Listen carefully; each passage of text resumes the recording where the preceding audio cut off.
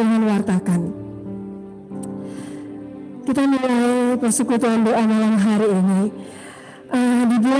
di awal bulan, seperti kita tahu, bulan November bagi gereja Katolik adalah bulan arwah. Sepertinya itu menakutkan, tetapi di balik itu gereja Katolik memberikan kepada umatnya bahwa kita mau mengenang orang-orang yang telah meninggalkan kita, para arwah, para roh. Malam hari ini pun kita mau belajar tentang kehidupan setelah kematian. Mari Bapak Ibu, kita awali persekutuan doa malam hari ini. Kita mau fokus kepada Tuhan sendiri yang telah hadir menunggu kita. Dalam nama Bapa dan Putra dan Roh Kudus. Amin. Selamat malam Allah Bapa, Allah Putra, Allah Roh Kudus. Selamat malam Bunda Maria, para kudus dan para malaikat di surga. Kami bersyukur ya Bapa atas hari yang telah Kau berikan kepada kami, atas segala peristiwa yang boleh kami rasakan, baik itu peristiwa yang menyukakan hati kami, peristiwa yang membuat hati kami bersemangat, meskipun peristiwa yang membuat kami merasa capek, membuat peristiwa yang membuat kami merasa putus asa. Tetapi kami percaya di balik semuanya itu Engkau hadir, Engkau ada. Engkau mau kami menjadi manusia-manusia yang lebih lagi. Bapa, saat ini sebelum kami masuk lebih dalam ke dalam pelataran-Mu, ke dalam ruang Maha Kudus-Mu, kami mau minta ampun terlebih dahulu atas segala perbuatan, kata-kata, pikiran kami yang telah melukai Engkau ya Bapa, melalui orang-orang yang ada di sekitar kami. Saya mengaku kepada Allah yang Maha Kuasa dan kepada saudara sekalian bahwa saya telah berdosa dengan pikiran dan perkataan, dengan perbuatan dan kelalaian. Saya berdosa, saya sungguh berdosa. Oleh sebab itu saya mohon kepada Santa Perawan Maria, kepada para kudus dan para malaikat di surga, supaya mendoakan saya pada Allah Tuhan kita. Terima kasih ya Bapa. Terima kasih. Pengampunan-Mu senantiasa memberikan kesejukan bagi kami. Bapa, inilah kami. Kau buka hati kami. Kami mau serahkan roh kami masing-masing untuk bersatu dengan Roh-Mu sendiri. Biarlah acara persekutuan doa malam hari ini Engkau saja yang bertahta. Apapun itu, Engkau saja yang beracara. Biarlah kami mau fokus ya Bapa. Dan juga kami berdoa untuk teman-teman kami di semua, bagi dalam ruangan ini maupun di luar yang mengikuti acara ini. Kiranya Engkau sendiri yang melembutkan hati kami semua yang hadir, untuk kami boleh masuk di dalam hadirat-Mu, untuk kami boleh memuji menyembah-Mu, mendengarkan firman-Mu sesuai dengan kehendak-Mu. Kemuliaan kepada Bapa dan Putra dan Roh Kudus, seperti pada permulaan, sekarang, selalu, dan sepanjang segala abad. Amin. Mari Bapak Ibu, kita mau bangkit berdiri. Kita mau katakan, apapun yang terjadi, Tuhan telah menebus kami terlebih dahulu. Kita mau katakan suka-suka-Mu Tuhan.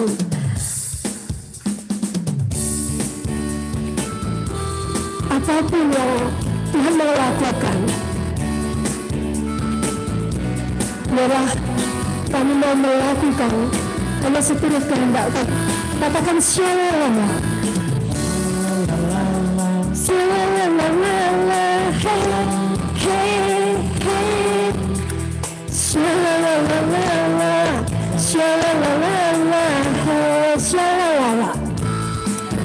shalala, shalala, hey, hey, hey, shalala, shalala, hey, la, la, la. Setelah hidup lebih bagus, kuasa darah yang kudus, sekarang hidup bukan milikku lagi. Apa yang Tuhan melakukan, apa yang Tuhan mengatakan, asalkan Tuhan bisa, siapa yang akan namanya dimulia. Katakan suri.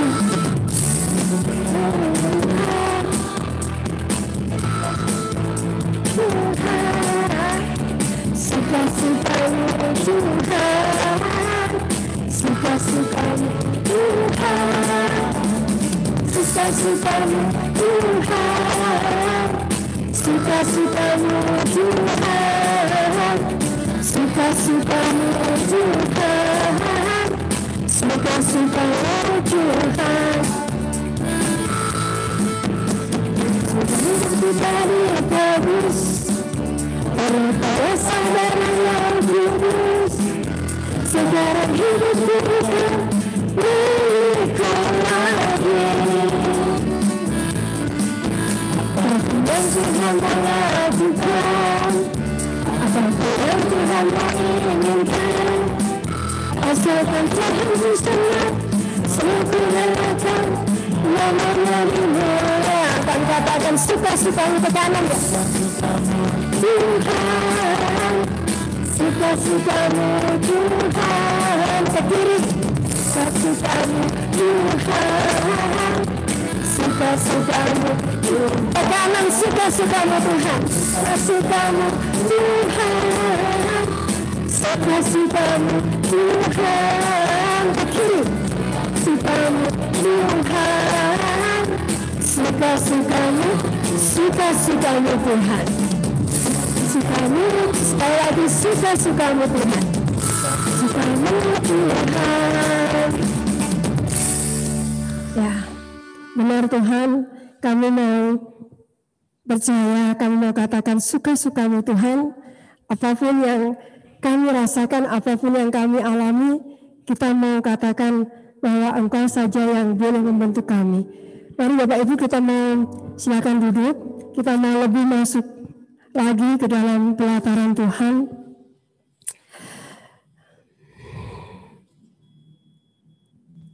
Bapak, benar Bapak, setelah kami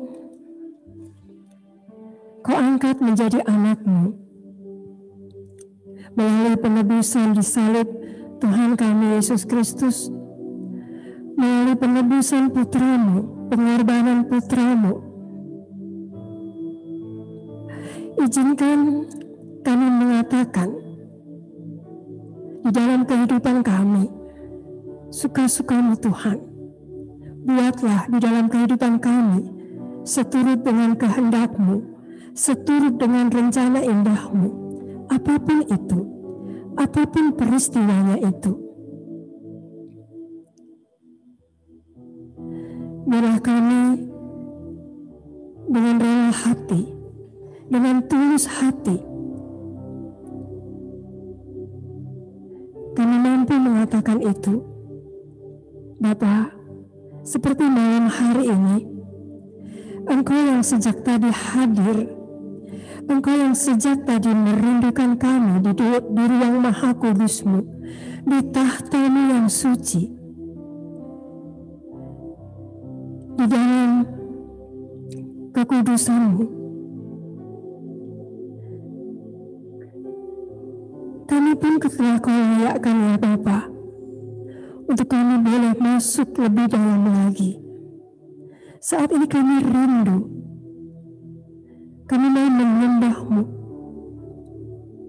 Kami mau serahkan seluruh keberadaan kami hanya ke dalam Roh Kudus-Mu, hanya ke dalam tangan-Mu. Ini kami, Bapa. Kami mau masuk ke ruang-Mu yang Maha Kudus. Kami mau masuk dengan hati terdalam kami, dengan hati kami yang paling tulus. Biarlah hanya Roh-Mu saja yang boleh bersama-sama dengan Roh kami memuji dan menyembah-Mu. Kami mau katakan, ku masuk ruang Maha Kudus ya Bapa. Masuk ruang Maha Kudus dengan darah anak domba. Ku masuk dengan hati kami. Ku masuk dengan hati tulus. Kami mau menyembah yang Maha Kuasa. Ku masuk ruang Maha Kudus. Masuk ruang Maha Kudus dengan darah anak domba. Ku masuk dengan hati tulus dengan yang Maha Kuasa. Kami mau menyembah-Mu Tuhan. Inilah kami yang bersembah bersama. Kami mau menyembah-Mu Tuhan.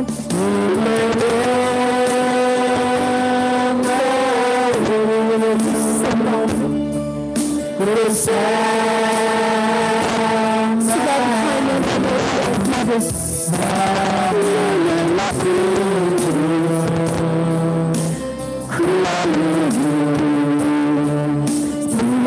Sebab hanya nama-Mu Kudus. Nama-Mu Kudus. Kudus. Mari Bapak Ibu kita berdoa. Kita mau lepas masuk ke ruang kudusnya. Masuk ruang Maha Kudus.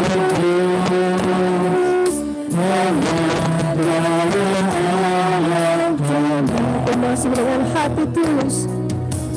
Masuk dengan hati tulus. Kami mau menyembah-Mu. Kami mau menyembah-Mu Tuhan.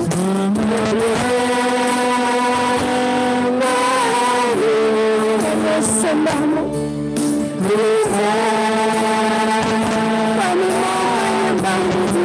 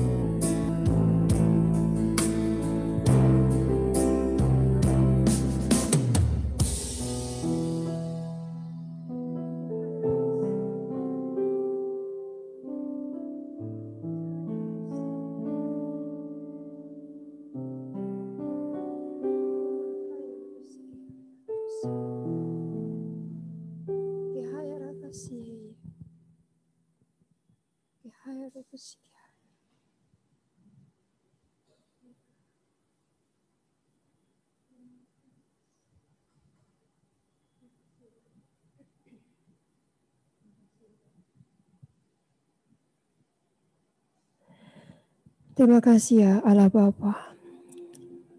Terima kasih Allah Roh Kudus. Terima kasih. Engkau hadir menyapa kami satu persatu. Saat ini Bapa,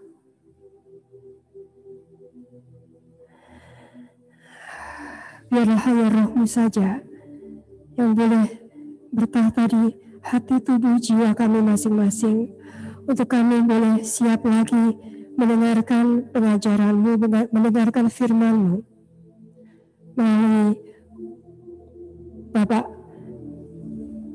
Alex dari Jakarta. Kiranya ya Bapak, apa yang beliau sampaikan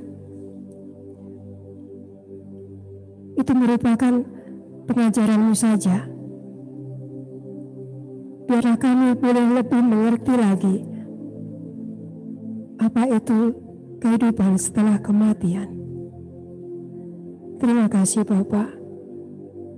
Kami serahkan ke dalam tangan-Mu.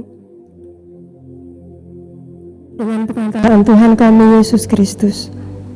Amin.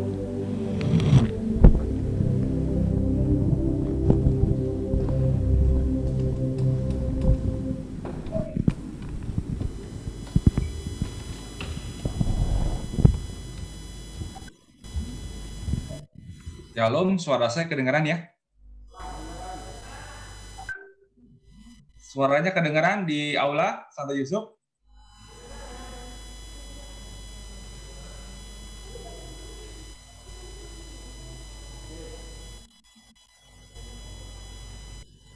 Suaranya kedengaran ya? Oke, saya mulai ya. Shalom Bapak Ibu yang dikasih oleh Tuhan, puji nama Tuhan, malam hari ini kita bisa ketemu kembali melalui PD ya. Saya di Jakarta, ini luar biasa, teman-teman di Cirebon, kita bisa ketemuan melalui media virtual seperti ini. Mungkin ada sedikit masalah, tapi kita percaya bahwa Tuhan hadir di setiap pujian penyembahan kita. Ya, perkenalkan, saya baru sekali ke PD di Cirebon ini, Santo Yusuf, baru tahun lalu. Sekarang kena COVID, kita nggak bisa ketemuan gitu ya. Nah, malam hari ini saya dikasih tema yang cukup berat. Temanya yaitu hidup setelah kematian. Ya, saya belum pernah meninggal, jadi bingung gitu ya. Bahkan Bapak Ibu juga belum pernah meninggal, jadi bingung gitu ya, mau ngomongin apa gitu. Tapi nggak apa-apa, saya taat dengan tema yang ada. Tadi diperkenalkan, nama saya Alek Yuniarto. Saya asal paroki dari Antonius Padua Bidara Cina di Jakarta. Nah, malam hari ini saya mau berusaha untuk ini ya, karena malam hari temanya cukup berat dan bahannya juga cukup padat, PPT-nya juga cukup banyak gitu ya. Saya coba dengan bahasa yang semudah mungkin, bahasa yang seringan mungkin, sebenarnya apa yang terjadi setelah kematian. Nah, ini ada banyak pengajaran dari dari pastor, dari Bapak petinggi gereja. Saya ambil dari bahan-bahan seperti itu di Katolisitas, dan ada beberapa dokumen gereja dari Katekismus Gereja Katolik dan sebagainya. Saya boleh share screen ya? Oke.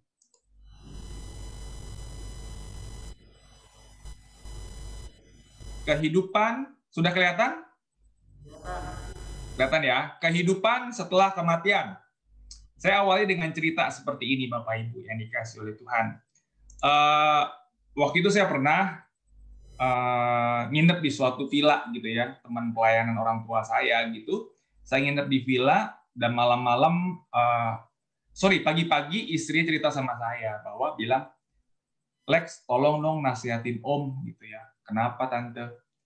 Si Om tuh udah kayak begitu masih suka main perempuan katanya. Masih suka main perempuan, masih ya begitulah, masih suka ke pelacur dan sebagainya. Saya cukup kaget dong dengar cerita itu. Terus si Tante bilang nasihatin si Om deh. Oke, malam-malam saya coba ketemu sama Omnya. Waktu saya ketemu sama Omnya, saya pertama kali bilang, Om, Tante pagi-pagi bilang begini nih, udahlah Om, bertobatlah katanya gitu. Aku bilang begitu kan. Lex, enak tahu katanya. Buset, saya kaget waktu itu. Enak tahu Lex, yuk kapan-kapan saya ajak Alex ke Alexis. Saya mau ajak ke Alexis, tahu nggak Bapak Ibu Alex tempat apa? Ya tempat begituan lah gitu ya. Saya kaget, saya mau nasehatin tapi diajak ke tempat begituan gitu. Nah singkat kata, akhirnya dia bilang begini, bertobat ntar aja Lex, nanti kalau udah mau mati. Kamu lihat kan itu yang di sebelah kanan Tuhan Yesus. Nah makanya kalau khotbahin orang yang belum tahu firman Tuhan sama yang sudah tahu firman Tuhan, susahan yang khotbahin orang yang tahu firman Tuhan gitu ya. Karena orang ini juga sudah pelayanan gitu. Tapi masih suka main perempuan, saya juga kaget. Nah singkat kata, dia bilang begitu. Itu yang di kanan salib Yesus itu bertobatnya pada waktu dia udah meninggal. Dan dia bilang apa? Saat ini juga kamu akan bersamaku di Firdaus. Ntar aja Lek, kalau bertobat kita pas sudah mau mati. Pikir-pikir saya, bener juga ya. Itu yang di kanan salib Yesus itu dia bertobat pada waktu dia mau meninggal gitu. Pinter banget ngelesnya. Tapi saya teringat, saya bilang begini sama Om ini. Emang Om tahu Om akan meninggal kapan? Emang Om tahu kalau kapan dipanggil Tuhan? Karena di firman Tuhan katakan bahwa maut itu seperti pencuri di malam hari. Mukanya kaget, mukanya merah, dia shock gitu kan. Ada firman Tuhan seperti itu. Dan puji Tuhan, gara-gara saya ngomong itu dia bertobat, dia stop main perempuan. Nah, kita nggak pernah tahu Bapak Ibu kapan kita meninggal. Kita nggak pernah tahu kapan kita dipanggil Tuhan. Tetapi kematian itu adalah kepastian yang pasti akan kita jalani Bapak Ibu. Nah pertanyaannya adalah sebelum kita mengalami kematian, apa yang kita mesti lakukan dalam kehidupan kita? Poinnya di situ. Ya, kehidupan setelah kematian itu kita nggak pernah tahu apa. Kalau ditanya anak-anak zaman saya sekolah minggu, kamu harus ini ya, kamu harus taat sama orang tua supaya nanti masuk surga. Kalau kamu nakal, nanti kamu masuk neraka. Pernah nggak teman-teman dibilang seperti itu? Pasti pernah. Ya pasti pernah seperti itu. Nah, saya akan coba bahas satu persatu gitu ya. Kehidupan setelah kematian menurut ajaran Katolik.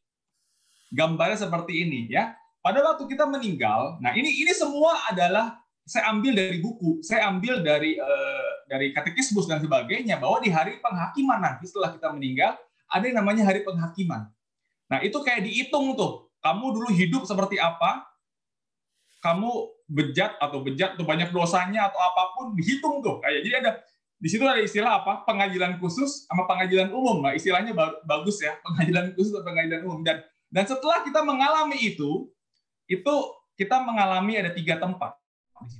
Surga, neraka, dan api penyucian. Ingat ya, api penyucian bukan api pencucian. Ya. Seringkali orang bilang api pencucian, api penyucian, ya, bukan api pencucian. Oke, ini kehidupan setelah kematian menurut ajaran gereja Katolik. Oke, saya lanjutkan. Kematian dulu, apa sih artinya kematian? Ini saya ada 2 pandangan ya teman-teman yang dikasih oleh Tuhan ya. Kematian untuk pandangan pertama adalah jiwa akan keluar dari tubuh dan akan kembali lagi ke dunia ilahi. Ini pandangan kuno termasuk Yahudi. Jadi orang kalau meninggal tuh jiwanya keluar dari tubuh dan akan kembali lagi. Ini pandangan pertama. Jiwa tidak akan mati sebab jiwa itu abadi sejak diciptakan. Selanjutnya, kematian itu terpisahnya jiwa dari tubuh. Nah, kelemahan daripada pandangan ini adalah kebangkitan, jadi nggak perlu dong kalau sebenarnya kematian itu cuma terpisah jiwa dari tubuh. Oke? Pandangan yang kedua adalah ini teman-teman yang dikasih oleh Tuhan. Ya, pandangan yang kedua adalah tubuh yang mati akan dibangkitkan pada waktunya. Jika ada kebangkitan, maka harus ada kematian. Ini adalah pengertian mengenai kematian menurut ajaran Gereja Katolik. Nah, selanjutnya, di dalam Katekismus Gereja Katolik juga, di dalam dokumen gereja, KGK itu Katekismus Gereja Katolik 1005 dan 1016, bilang seperti ini. Dalam kepergian ini, dalam kematian, jiwa dipisahkan dari tubuh. Ia akan disatukan kembali dengan tubuhnya pada hari kebangkitan orang-orang yang telah meninggal. Oke? Terus, oleh kematian, jiwa dipisahkan dari badan, tetapi dalam kebangkitan, Allah akan memberikan kehidupan abadi kepada badan yang telah diubah dengan mempersatukan kembali dengan jiwa kita. Pertanyaannya adalah, apakah yang terjadi benar seperti demikian? Semua misteri. Karena apa? Belum pernah ada orang yang sudah meninggal balik lagi. Jadi nggak bisa cerita. Gitu. Ini semua adalah teori. Semua adalah pandangan gitu ya. Ini benar atau tidak? Semuanya misteri, teman-teman yang dikasih oleh Tuhan. Oke. Saya mau bahas tadi ada pengadilan khusus. Pengadilan khusus itu apa sih? Nah, ini. Mungkin teman-teman pernah baca ayat di mana ada Lazarus ya. Kemudian matilah orang miskin itu lalu dibawa oleh malaikat ke pangkuan Abraham. Orang yang kaya dan sementara ia menderita sengsara di alam maut, ia memandang ke atas dan dari jauh dilihatnya Abraham dan Lazarus duduk di pangkuannya. Kalau kita lihat dari dalam Lukas 16:22-23 ini kisah Lazarus, dia orang miskin yang ngemis-ngemis minta makanan tapi nggak dikasih, ya kan pada waktu itu, dan dia akhirnya mati kelaparan ya, mati kelaparan, dan yang orang kaya juga mati. Nah ternyata kita lihat di situ bahwa yang orang kaya ini akhirnya masuk neraka, sedangkan Lazarus masuk ke surga, ada di pangkuannya siapa? Abraham. Nah ini pengadilan khusus teman-teman. Nah, kisah tentang Lazarus dan orang kaya menunjukkan bahwa ada pengadilan khusus tepat setelah kematian. Ya.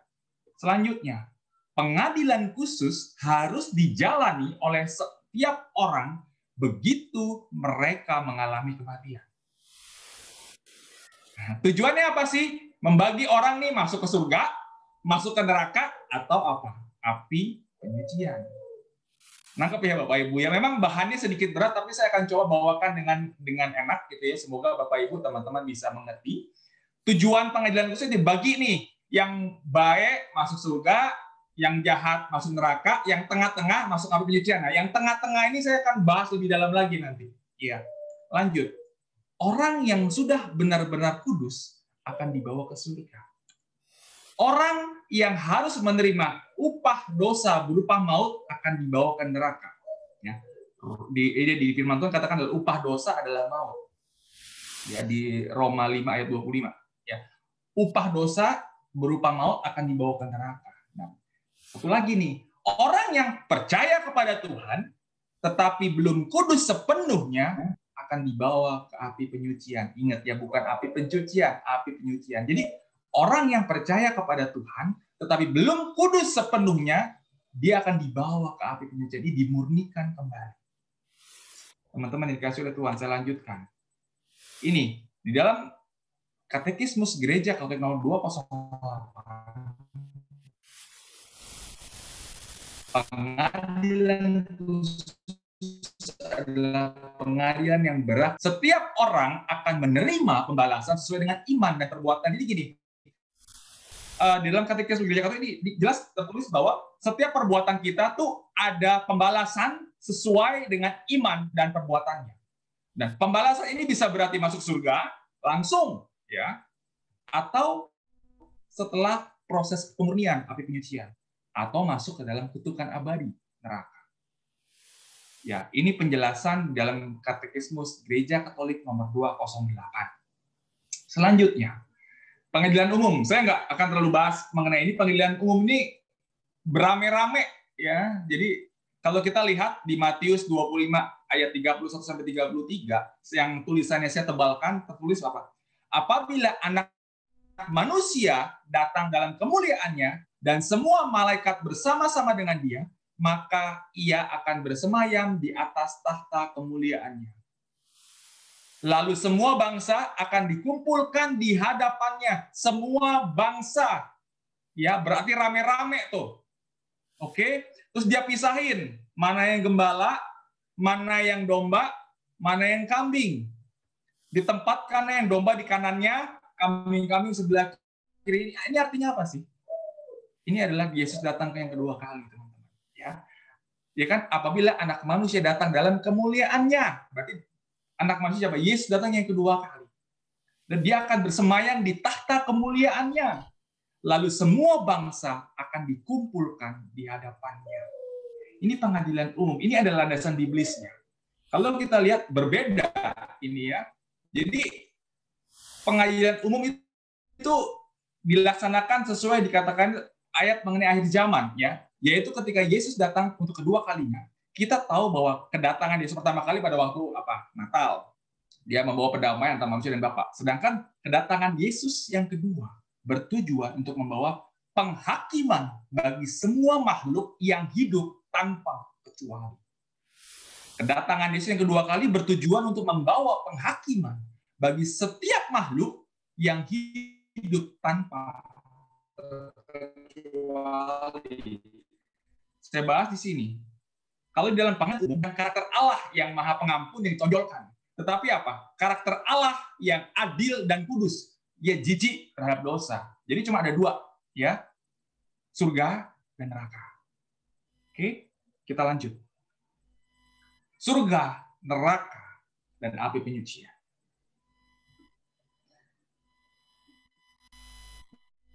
Mayoritas orang percaya bahwa ada surga dan neraka, gitu ya. Terus surga tempat orang yang taat dan neraka sebaliknya, ya. Jadi pasti orang percaya bahwa mayoritas orang percayalah ada surga dan neraka. Surga bagi orang-orang yang taat akan Tuhan dan neraka bagi orang-orang yang nggak taat. Selanjutnya. Namun, ternyata iman Katolik mengajarkan bahwa ada satu tempat lagi setelah kematian, yaitu api penyucian. Oke, ini penjelasan mengenai ketiganya. Saya akan cepat aja. Surga, apa sih surga? Nah, ini. Teman-teman pasti doakan ini. Datanglah kerajaanmu, jadilah kehendakmu di bumi seperti di surga. Doa Bapa kami di Matius 6 ayat 10. Dalam contoh ini, surga dikenal sebagai tempat Allah bertahta, kerajaan Allah. Nah, maka dari itu di dalam Alkitab sendiri seringkali kerajaan surga disamakan dengan kerajaan Allah. Disinilah Allah berkuasa dan di surgalah Allah bersemayam sesuai letak surga menurut Alkitab. Ini surga. Nah, saya akan coba apa kata orang mengenai surga. Cepat. Ya. Kata orang mengenai surga, tempat kediaman Allah dan para malaikat dan tempat para kudus. Jadi, kalau orang di surga, isinya tuh ada Allah Bapa, ada malaikat, kerubin, serafim dan sebagainya dan tempat para kudus. Jadi Santo Santa kemarin kita merayakan hari raya Santo dan Santa kemarin hari Minggu ya. Itu pasti tempatnya mereka. Gitu. Berikutnya, tempat menikmati ganjaran kehidupan abadi yang penuh kebahagiaan tak terbatas. Jadi, orang kalau misalkan baik dalam kehidupannya, itu masuk surga dan dia akan mendapatkan ganjaran kehidupan abadi yang penuh kebahagiaan tak terbatas. Berikutnya, tempat yang begitu indah, terberkati, ya, karena di sini orang bertemu berhadapan muka dengan Allah. Selanjutnya, situasi di mana Tuhan dan orang yang baik dan benar itu bersatu dalam relasi yang begitu mesra dalam kebahagiaan sempurna. Tapi sebenarnya surga itu juga bisa tercipta di dunia ini. Kan surga itu suatu suasana. Di sini tulis bahwa ketika orang berdoa begitu khusyuk, kita juga bisa merasakan surga. Dan satu lagi, kapan-kapan nanti saya akan bahas mengenai Ekaristi, bahwa Paus Yohanes Paulus II pun bilang bahwa surga menyentuh bumi waktu kita merayakan Ekaristi. Ini ada banyak persepsi orang, kata-kata orang mengenai surga. Selanjutnya, dalam katekismus gereja Katolik, jadi saya bahas kata orang, dan ini saya mau masuk ke dalam ajaran gerejanya seperti apa. Ya. Surga berarti suatu keadaan bahagia yang tertinggi dan definitif. Mereka yang mati dalam keadaan rahmat Allah dan tidak membutuhkan pemurnian lebih jauh berkumpul bersama Yesus dan Maria, para malaikat dan para kudus. Mereka merupakan gereja surga tempat mereka melihat muka dengan muka. Mereka hidup dalam kesatuan cinta dengan Tritunggal dan menjadi pengantara kita. Inilah pengertian surga menurut Katekismus Gereja Katolik nomor 209. Surga berarti suatu keadaan bahagia yang tertinggi dan definitif. Terus mereka juga yang masuk surga tuh mati dalam keadaan rahmat Allah dan tidak membutuhkan pemurnian lebih jauh. Ya. Selanjutnya. Oke. Namun kan tadi saya kan bahas ada surga, ada neraka, ada api penyucian. Nah, berarti hanya sebagian aja dong orang yang diperkenankan masuk ke surga. Nah, orang yang masuk surga itu adalah seperti apa orang-orangnya? Nah, di dalam Mazmur 15 bisa jelaskan ya, Mazmur 15 ayat 1 sampai 5. Saya bahas kata-kata yang tebal dan dimiringin ya, tebal ya. Siapa yang boleh menumpang dalam kemahmu? Siapa yang boleh diam di gunungmu yang kudus? Ya, artinya adalah siapa sih yang boleh masuk surga? Nah, yaitu dia yang berlaku tidak bercela, yang melakukan apa yang adil, yang mengatakan kebenarannya dengan segenap hatinya, yang tidak menyebarkan fitnah dengan lidahnya, yang tidak berbuat jahat terhadap temannya, dan tidak menimpakan celah kepada tetangganya, yang memandang hina orang yang tersingkir, tetapi memuliakan orang yang takut akan Tuhan. Jadi ini dalam Mazmur juga terlihat bahwa orang-orang seperti apa yang bisa masuk ke surga. Selanjutnya, secara ringkas ya, bahwa orang yang bisa masuk ke dalam kerajaan surga adalah orang yang memiliki kasih kepada sesama. Jadi bukan kasih kepada sesama juga, ada hukum, ya hukum cinta kasih bahwa kamu harus mengasihi Tuhan dan mengasihi sesama. Dan itu satu sama lain nggak boleh dipisahkan. Berarti poinnya adalah bahwa orang masuk kerajaan surga adalah orang yang memiliki kasih kepada sesama dan kepada Tuhan. Selanjutnya, ya. Nah ini ayatnya. Poinnya yang di bawah tuh. Aku berkata kepadamu, sesungguhnya segala sesuatu yang kamu lakukan untuk salah satu orang saudaraku yang paling hina ini, kamu telah melakukannya untuk aku. Ini landasan biblisnya. Bahwa kalau kita mau masuk surga, berarti kita harus mencintai Tuhan dan mencintai sesama. Selanjutnya, nah ini saya akan ringkas karena ini cukup panjang gitu ya. Poinnya adalah syarat masuk surga harus apa? Karena Allah Bapa sempurna, kita juga harus sempurna. Firman Tuhan katakan apa? Tujuan hidup kita adalah sempurna seperti Allah Bapa sempurna. Berarti tidak ada kedagingan dalam kerajaan Allah dan semuanya harus kudus dan sempurna.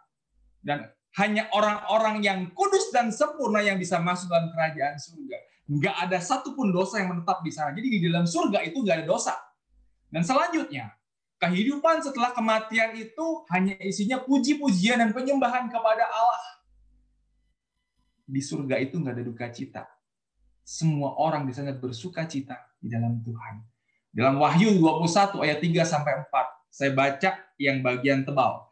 Tidak akan ada lagi perkabungan atau ratap tangis atau duka cita, sebab segala sesuatu yang lama itu telah berlalu. Bapak Ibu yang dikasihi, kenapa diambil dari kitab Wahyu? Nah, kitab Wahyu itu adalah suasana di surga. Kenapa dibilang suasana di surga? Ceritanya begini. Kitab Wahyu itu yang mengarang adalah Yohanes. Waktu dia dibuang ke Pulau Patmos, dia diajak pergi ke surga sama Tuhan Yesus. Dikasih penampakan di sana.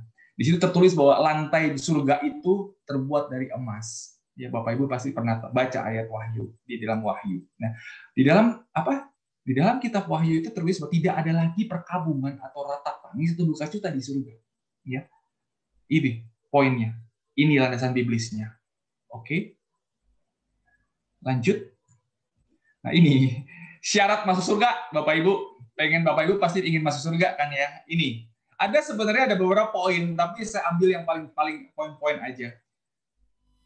Sebenarnya Bapak Ibu yang dikasih, pada waktu kita dibaptis, itu kita udah punya tiket untuk naik ke surga. Tapi seringkali tiketnya itu hilang. Atau tiketnya itu keselip di mana gitu ya. Sebenarnya kita udah punya tiket loh. Dosa asal kita itu sudah dihapuskan ketika kita dibaptis. Nah, kita sudah diselamatkan oleh salib Tuhan Yesus. Ya. Nah, tetapi dalam kehidupan kita, setelah kita dibaptis, apa yang kita lakukan? pertobatan terus-menerus, dan hidup kudus di hadapan Allah. Karena firman Tuhan katakan tadi, bahwa kita harus sempurna seperti Allah Bapa sempurna. Berikutnya, firman Tuhan katakan apa? Kalau harus mengasihi Tuhan dan sesama. Mengasihi Tuhan dan sesama bukan mulut doang, tapi apa? Dengan tindakan attitude kita. Nah, Tuhan tuh suka sama anak-anak. Ya. Tingkah laku kita seperti anak kecil, polos, dan nggak munafik. Selanjutnya, percaya dan mengandalkan Tuhan setiap saat. Tetap taat dan setia sampai akhir kehidupan kita. Ada berapa? 1, 2, 3, 4. Cuma 4 poin. Cuma 4 poin, tapi ngejalaninnya susah, Bapak Ibu. Karena apa? Kedagingan kita selalu menghalangi kita hubungan kita dengan Tuhan. Ya, kedosaan kita. Kita udah dibaptis, kita udah mengenal Roh Kudus, sudah mengalami pencurahan roh, tapi seringkali kita jatuh ke dalam dosa yang sama lagi. Nah, makanya kita ingat, dan Tuhan baik, ya, berikan kesempatan kita untuk selalu bertobat. Ini syarat masuk surga. Berikutnya, tadi ngomongin surga, sekarang ngomongin neraka. Kebalikan dari surga, nah ini, kehidupan setelah kematian menurut kata orang-orang yang jauh dari Tuhan. Jadi orang-orang yang jauh dari Tuhan itu masuk neraka. Ya, bahkan dikatakan bahwa awalnya neraka itu dibentuk untuk iblis dan para malaikatnya. Dan malaikatnya, ya. Neraka berisi api kekal untuk orang-orang yang tidak memiliki kasih bagi samanya. Beda ya. Neraka tuh isinya api kekal untuk orang-orang yang tidak memiliki kasih bagi sesamanya. Di neraka orang-orang ini mengalami siksaan kekal yang berarti siksaan itu tak akan kunjung berarti. Saya dapat pertanyaan tadi bagus. Kalau kita mendoakan orang yang sudah meninggal, kalau orang itu sudah masuk neraka, mungkin nggak orang yang sudah masuk neraka kita doakan bisa pindah ke surga? Saya juga bingung jawabannya. Tapi kalau dari bacaan ini, dari bahan ini, berarti kalau orang yang sudah masuk neraka, itu siksaannya kekal. Ya, berarti kekal, berarti nggak mungkin. Walaupun kita doakan orang itu, nggak akan pindah ke surga. Kecuali orang tersebut masih di dalam api penyucian. Makanya setiap tanggal 2 November orang Katolik itu merayakan, kita berdoa untuk arwah orang beriman. Ya. Ini saya akan masuk ke sana nanti di bahan terakhir. Oke, lanjut. Ini ayat di Blisnya, ya sama ya seperti yang tadi. Tapi dan ia berkata juga kepada mereka yang di sebelah kirinya, enyahlah dari hadapanku, hai kamu orang-orang terkutuk. Enyahlah ke dalam api yang kekal yang telah tersedia untuk iblis dan malaikat-malaikatnya. Itu di Matius 25 ayat 41. Oke, ini neraka. Nah, sekarang apa kata orang tentang neraka nih? Cepet ya. Neraka itu pasti tempat yang mengerikan. Neraka itu dipenuhi kobaran api yang menjilat-jilat dengan bau belerang yang menyengat. Terus penghuninya berteriak-teriak kesakitan karena sedang mengalami hukuman kekal. Ada hukuman fisik, non-fisik, seperti mengalami muram, sedih, sepi, depresi, terpisah, dan sebagainya, tak berkesudahan. Penghuninya adalah orang-orang yang berdosa berat dan tidak mau menerima pengampunan dari Allah. Ini kata orang lah mengenai neraka. Iblis dan para pengikutnya. Nah, ini penghuni. Jadi gini, di dalam neraka itu ada penghuni neraka lain yang akan menghukum kita, yaitu apa? Iblis dan para pengikutnya. Ini gala gambaran mengenai orang-orang mengenai neraka gitu. Ini omongan orang mengenai kata-kata mengenai neraka gitu ya. Satu lagi. Ini, neraka adalah penghukuman kekal bagi para pendosa. Oke. Neraka itu adalah sebuah situasi, ya, bukan semata-mata tempat, tapi di mana mengalami keterpisahan dengan Allah pencipta sendiri. Ini semua kata orang mengenai neraka. Tapi benar atau tidaknya, kita nggak pernah tahu. Ini kata orang. Oke. Sekarang, ini apa kata gereja mengenai neraka? Di Katekismus Gereja Katolik nomor 1033. Saya nggak akan bahas atasnya. Nanti teman-teman mungkin file ini silahkan diambil, saya akan kirim ya. Jadi sebenarnya apa kata Katekismus Gereja Katolik mengenai neraka? Jadi keadaan pengucilan diri secara definitif dari persekutuan dengan Allah dan dengan para kudus ini dinamakan neraka. Jadi neraka itu suatu keadaan pengucilan diri secara definitif dari persekutuan dengan Allah dan dengan para kudus, ini dinamakan neraka. Ini menurut Katekismus Gereja Katolik. Ini neraka itu dalam Yesaya gitu ya dijelaskan bahwa nggak ada sukacita di sana gitu kan. Terus neraka menjadi tempat bagi orang-orang yang menerima maut. Di situ di neraka itu ada ulat-ulat apalagi gitu ya. Ulat-ulat tidak akan mati, ya kan? Api tidak akan padam dan selanjutnya. Ya. Di ayatnya nih, mereka akan keluar dan akan memandangi bangkai orang-orang yang telah memberontak kepadaku. Di situ ulat-ulatnya tidak akan mati dan apinya tidak akan padam, maka semua akan menjadi kengerian bagi segala yang hidup. Ya ini Yesaya ya, berbicara mengenai neraka. Nah, sekarang ini yang paling seru karena apa? Jarang banget orang, saya paling suka bahas api penyucian atau purgatorium. Jadi apa itu api penyucian? Nah ini saya bacakan. Menurut Katekismus Gereja Katolik nomor 1030 dan 1032 bahwa apa itu api penyucian? Api penyucian merupakan tempat bagi sahabat Tuhan yang telah meninggal, tetapi ia belum suci sepenuhnya, sehingga masih perlu untuk disucikan. Nangkep ya? Karena apa? Karena surga hanya tempat untuk orang yang sudah sepenuhnya kudus. Jadi kalau kita belum suci dan kita belum kudus, itu kita nggak bisa masuk surga. Itu. Ya, berarti kita mesti dimurnikan dan kita mesti disucikan kembali.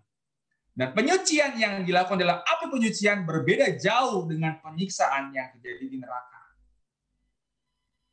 Selanjutnya, umat Katolik dapat membantu jiwa yang sedang berada di api penyucian dengan doa, termasuk memberikan persembahan wujud misa kudus. Jadi kemarin, kenapa gereja Katolik setiap tanggal 2 November itu melakukan perayaan arwah umat beriman? Kita berdoa.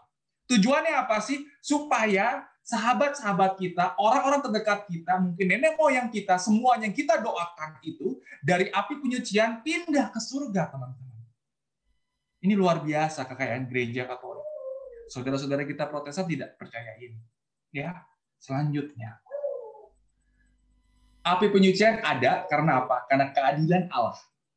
Dosa selalu membawa konsekuensi. Yuk kita bahas yuk firman Tuhannya. Nah ini. Dosa itu harus ada tanggung jawabnya. Kalau kita berbuat dosa harus kita harus ada konsekuensinya. Ya. Kenapa api penyucian itu ada? Karena ada keadilan Allah. Adam dan Hawa diusir dari Taman Eden gara-gara apa? Dia nggak taat. Berikutnya. Daud dihukum dengan kematian anaknya karena apa? Selingkuh dengan istri Uria. Ya. Pada waktu Daud selingkuh dengan Batsyeba, ya, tante Batsyeba kalau saya bilang, itu Allah menghukumnya dengan anaknya yang mati. Terus Adam dan Hawa juga dikasih hukuman, dia diusir dari Taman Eden. Selanjutnya, Musa dan Harun nggak bisa masuk ke tanah terjanji karena apa? Dia tidak percaya dan tidak menghormati Tuhan. Konsekuensi tetap ada, ya, walaupun akhirnya mereka bertobat. Ya. Selanjutnya, Zakaria tidak percaya berita malaikat Gabriel, dia menjadi apa? Bisu. Dia nggak percaya bahwa istrinya yang sudah tua itu hamil Yohanes ya, pembaptis. Dan apa? Hukuman Allah, Zakaria menjadi bisu. Ini adalah keadilan Allah bahwa dosa itu selalu membawa konsekuensi. Selanjutnya, landasan biblis ya, kenapa teman-teman kita, saudara kita Protestan tidak percaya api penyucian? Karena apa? Mereka tidak ada kitab Makabe, karena Makabe ini gimana? Makabe jadi teori kanonika. Jadi gini, dalam kitab 2 Makabe 12:38 sampai 45 ini jelas tertulis mengenai landasan biblis mengenai api penyucian. Di sini dijelaskan bahwa ketika Yudas Makabe dan anak buahnya hendak menguburkan jenazah pasukan yang gugur di pertempuran, mereka menemukan ada jimat nih. Ada jimat dan berhala kota Yamnia pada setiap jenazah. Jadi pada waktu mau menguburkan jenazah itu ternyata yang gugur itu pasukan yang gugur itu pegang jimat. Nah, terus maka Yudas mengumpulkan uang untuk dikirimkan ke Yerusalem untuk apa? Mempersembahkan korban penghapusan dosa. Nah, perbuatan ini dipuji sebagai perbuatan yang sangat baik dan tepat. Karena apa? Yudas memikirkan kebangkitan di ayat 43. Sebab perbuatan ini didasari oleh pengharapan akan kebangkitan orang-orang mati.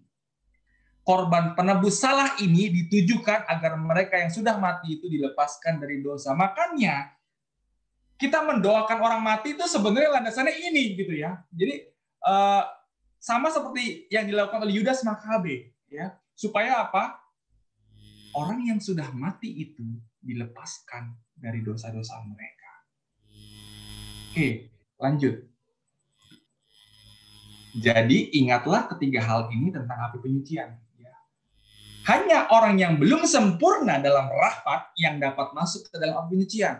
Api penyucian bukan merupakan kesempatan kedua bagi mereka yang meninggal dalam keadaan tidak bertobat dari dosa berat. Oke?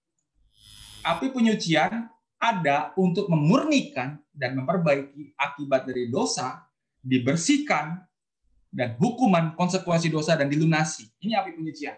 Untuk memurnikan kembali dan memperbaiki.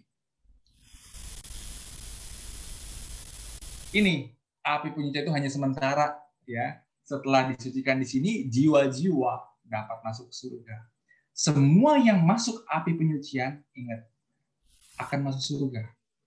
Api penyucian tidak ada lagi pada akhir zaman, sebab setelah itu yang ada hanya tinggal surga dan neraka. Oke?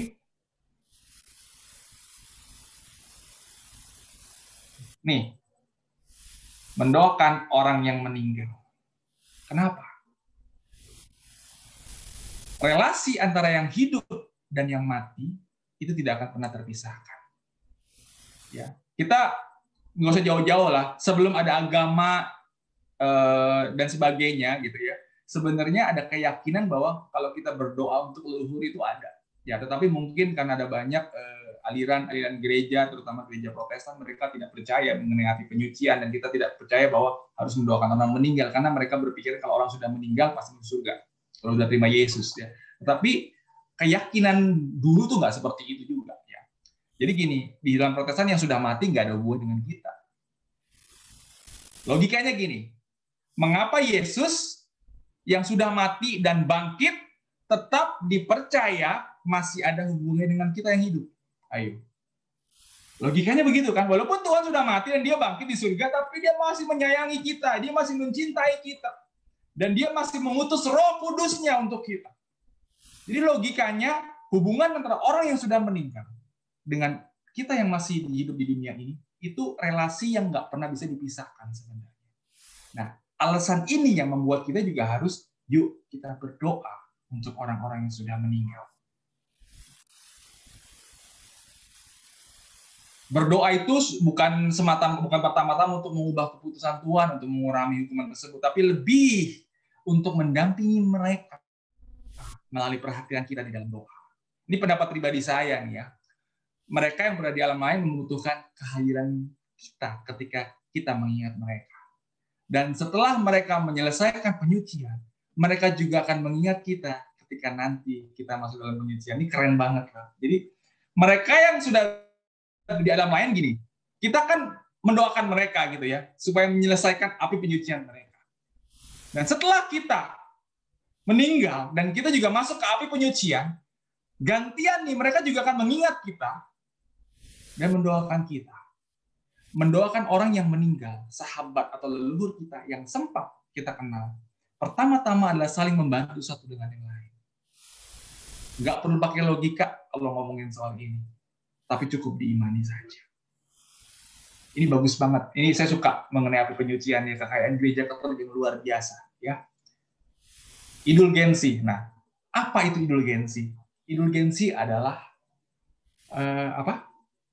umat beriman yang telah meninggal itu masih berada di dalam penyucian, termasuk anggota persekutuan. Maka dari situ kita dapat membantu mereka dengan memperoleh indulgensi bagi mereka. Dengan demikian, dihapuskan siksa dosa sementara para orang mati dalam api penyucian. Ini Katekismus Gereja Katolik nomor 1479. Sebenarnya indulgensi itu apa sih? Penghapusan di hadapan Allah. Penghapusan dosa di hadapan Allah. Dan itu butuh doa-doa dari kita, teman-teman dikasih oleh Tuhan. Ya, indulgensi adalah penghapusan di hadapan Allah. Hukuman-hukuman sementara untuk dosa-dosa yang kesalahannya sudah dilebur, yang diperoleh oleh orang beriman Kristiani memenuhi persyaratan tertentu yang digariskan dan dirumuskan, diperoleh dengan pertolongan gereja yang sebagai pelayan keselamatan secara otomatis bla bla bla. Ini memang cukup berat kata-katanya, tapi poinnya adalah indulgensi ini adalah penghapusan dosa di hadapan Allah. Dan indulgensi ini butuh doa-doa dari kita. Oke, lanjut. Ini terakhir. Saat kita masuk di surga, kita akan melihat mereka, begitu banyak dari mereka yang datang menghampiri kita dan berterima kasih kepada kita. Kita akan bertanya siapa mereka. Dan mereka akan menjawab bahwa mereka adalah jiwa-jiwa malang di api penyucian yang pernah kamu doakan. Saya ulang. Saat kita memasuki surga, kita akan melihat mereka. Begitu banyak dari mereka yang datang menghampiri kita dan berterima kasih kepada kita. Kita akan bertanya siapa mereka. Dan mereka akan menjawab bahwa mereka adalah jiwa-jiwa malang di api penyucian yang pernah kamu doakan. Begitu saja teman-teman dikasih oleh Tuhan, memang sedikit berat bahannya, tapi yang saya mau sharingkan teman-teman, yang saya mau ulas sekali lagi bahwa kehidupan setelah kematian itu cuma 3. Either kita masuk surga, masuk neraka, atau api penyucian. Pilihan semuanya ada di dalam kita. Apakah kita selalu siap untuk menghadapnya? Karena firman Tuhan katakan tadi saya bilang bahwa kita itu sewaktu-waktu bisa dipanggil oleh Tuhan. Papa mertua saya tahun lalu meninggal.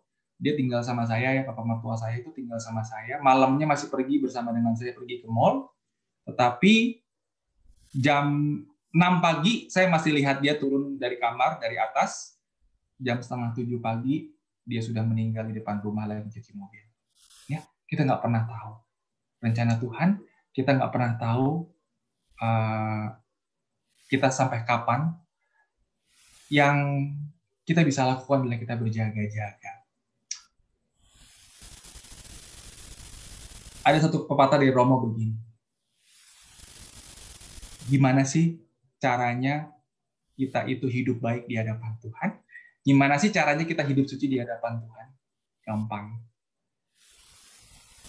Gimana caranya kita jauh dari dosa? Poinnya begini. Mindset kita, pola pikir kita berpikir bahwa besok kita akan mati. Mindset kita berpikir bahwa besok kita akan meninggal. Kalau mindset kita seperti itu, apa yang kita lakukan? Maka setiap hari kita akan berjaga-jaga, setiap hari kita akan siap-siap ketemu Tuhan. Kalau kita siap-siap ketemu Tuhan, kita bakal berbuat dosa nggak? Itu poinnya. Terima kasih teman-teman yang dikasih Tuhan. Semoga berkenan pengajaran pada malam hari ini. Tuhan memberkati kita semua. Amin.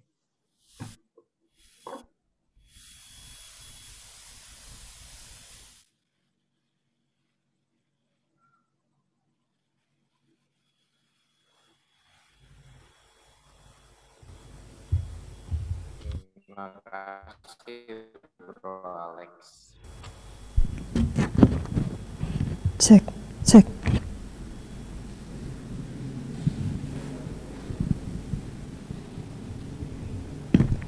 Mari Bapak Ibu, kita melanjutkan setelah kita mendengar firman pengajaran yang begitu menguatkan hati kita untuk kita lebih paham lagi. Ternyata ada kehidupan yang setelah kematian, dan itu menjadi pilihan kita saat ini. Dan kita diminta juga untuk mendoakan mereka yang saudara-saudara kita yang masih ada di api penyucian. Saat ini kita mau memberikan persembahan yang Tuhan telah terlebih dahulu memberikan yang terbaik kepada kita. Dengan lagu ini kita akan mau persembahkan, berikan persembahan untuk yang di online, bisa melalui rekening yang tertera di layar. Allah Bapa begitu besar kasih-Nya. Allah Bapa, sungguh besar kasih-Mu, Engkau selalu hadir dan setiap langkahku. Sungguh indah untuk menjadi anakmu, hidup dalam kasih-Mu, kasih yang tak ternilai. Sanggup aku membalas kasih-Mu, hanya ini Bapa yang ku bisa dapat di mana di sebelah hatiku, nyanyian pujian kepadamu. Ini diriku yang berharapku, biarlah Bapa bersemangat hati. Bapa bersemangat hati.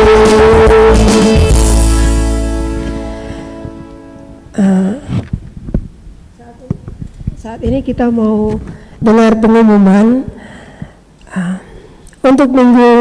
untuk Selasa depan 10 November kita akan dilayani oleh Ibu WL, Ibu Luca, singer Ibu Grace dan Saudari Messi, pemusik Saudari Regina, pewarta Ibu Francisca dengan tema Mengenang Pahlawanku.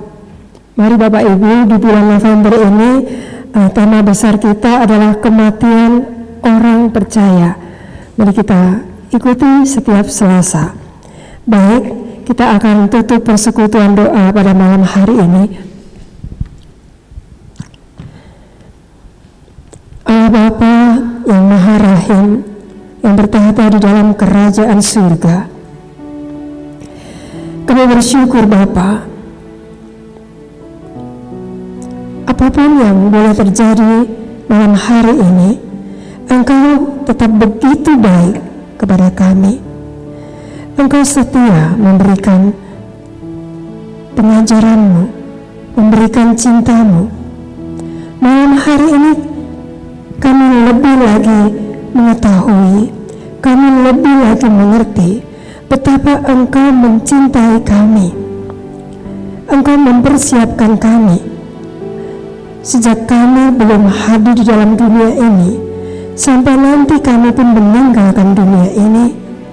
Engkau telah mempersiapkan tempat yang baik kepada kami. Biarlah saat ini, mulai malam hari ini, melalui bimbingan Roh Kudus-Mu, kami boleh menjadi anak-anak-Mu yang setia. Kami boleh menjadi anak-anak-Mu yang senantiasa ada di dalam jalan-Mu. Ingatkan kami senantiasa ya Bapa, di dalam langkah hidup kami, di dalam aktivitas harian kami, untuk kami kelak boleh bersama Engkau di dalam keabadian, di mana Engkau telah menanti kami. Bapa, saat ini pun kami mau berdoa untuk Bapak Alex yang telah memberikan pengajaran-Mu. Kiranya ya Bapa, Engkau senantiasa memberikan berkat kesehatan, kedamaian, kebahagiaan bagi Bapak Alex dan keluarganya. Biarlah Engkau yang semakin menambahkan kebijaksanaan di dalam beliau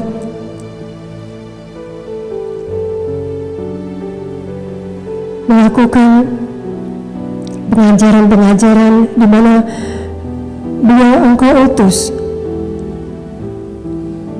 Biarlah Bapak Alex senantiasa menjadi berkat, menjadi terang melalui aktivitas hariannya, melalui pengajaran-pengajaran yang beliau sampaikan. Terima kasih ya Bapak. Saat ini kami mau akhiri persekutuan doa malam hari ini. Kami mau pulang ke rumah kami masing-masing. Kami mau bagikan apa yang telah kami terima, sukacitamu, surgamu, kebahagiaanmu kepada orang-orang di luar sana, kepada keluarga kami. Biarlah mereka pun mengalami sukacita surga seperti yang telah kami rasakan, seperti yang telah Engkau berikan terlebih dahulu kepada kami. Terima kasih Bapa. Kemuliaan kepada Bapa dan Putra dan Roh Kudus seperti pada permulaan, sekarang, selalu, dan sepanjang segala abad. Amin. Dalam nama Bapa dan Putra dan Roh Kudus. Amin. Mari kita tutup, kita mau katakan kasih dari surga memenuhi tempat ini, memenuhi seluruh kehidupan kami.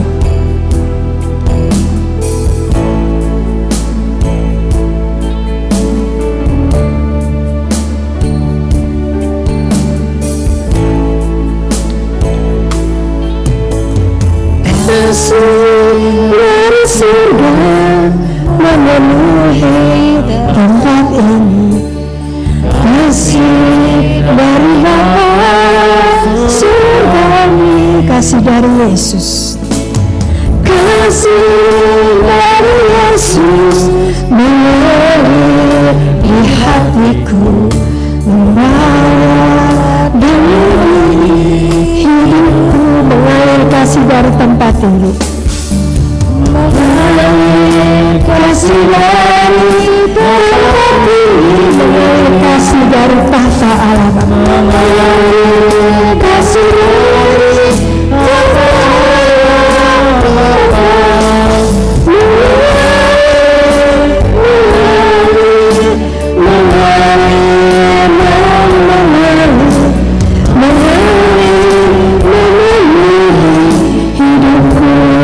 katakan sekali lagi, kasih dari surga, memenuhi tempat ini, kasih dari Bapa surgawi, hanya kasih dari Yesus yang mengalir di hati kami, kasih dari Yesus mengalir di hatiku, membawa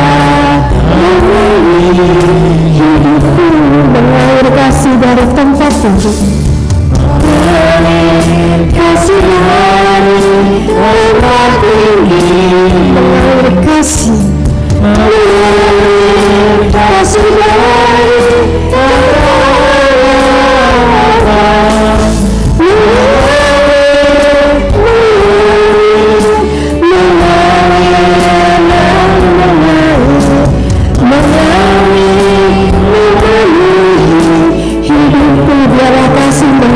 memenuhi hidupku, memenuhi hidupku.